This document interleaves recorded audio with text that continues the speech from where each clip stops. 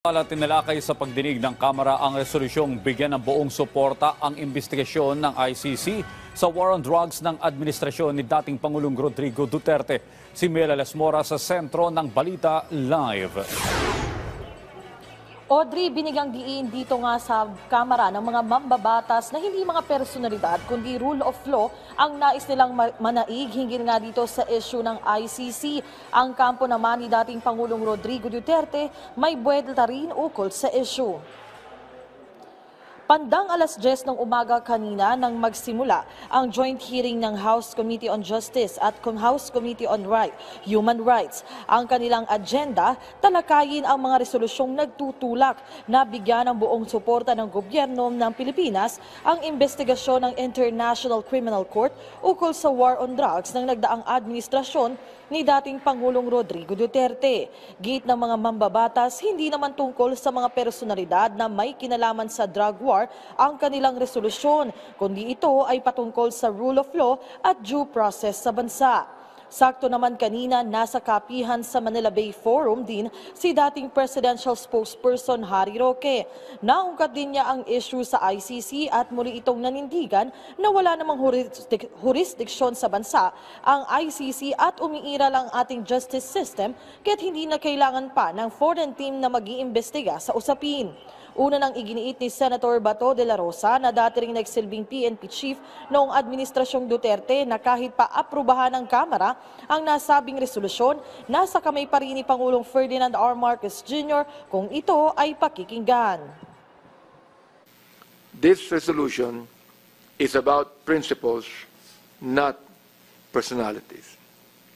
And the rule of law is a sacred principle in our republic.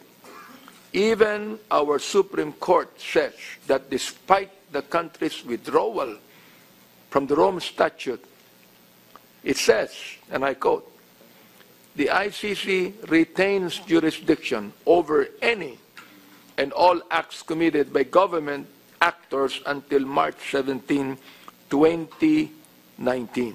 Hindi po tayo dito para idiin ang partikular na tao o grupo. Ang idinidiin po natin dito ang rule of law. Ang punto rito po, wala na talagang jurisdiction. Kasi yung jurisdiction, hindi lang po dapat yung panahon na ginawa ang krimen. Ang jurisdiction yung panahon na tinitrigger mo ang jurisdiction ng korte.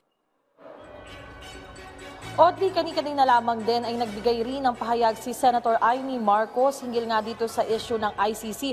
At ang sinabi nga niya, sino-sino nga ba yung nagsusulong itong bigyang suporta yung investigasyon ng ICC dahil mismo nga si Pangulo na rin ang sumagot dito ilang beses na rin na talagang hindi papasakop ang Pilipinas sa ICC dahil tayo ay may malayang bansa na may sariling sistema rin ng hustisya. Audrey? Okay, Mela, kailan ang susunod na pagtalakay ng komite sa mga resolusyong ito? Sino-sino kaya yung mga personalidad na kanilang ipapatawag?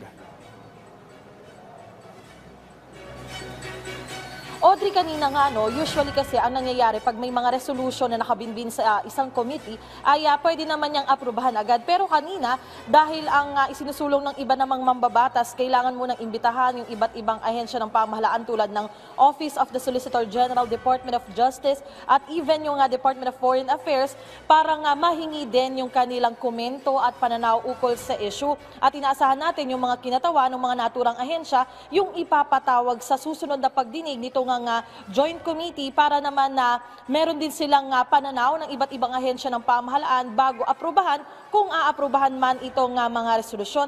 At Audrey, idagdag ko na lamang din, kanina kasi pagkatapos nga ng hearing ay nakapanayam din ng media si Congressman Edsel Lagman, isang veteranong kongresista dito sa Kamara. Natanong siya ng media kung naiisip din ba nilang imbitahan mismo si dating Pangulong Rodrigo Duterte o kaya yung mga bahagi ng kanyang administrasyon dati. At ang ipinupunta nila, hindi nila gagawin yun dahil hindi naman tungkol sa mismong drug war itong resolusyon, kundi tungkol lamang sa investigasyon ng ICC at itong ang umiiral na rule of law sa bansa. Audrey?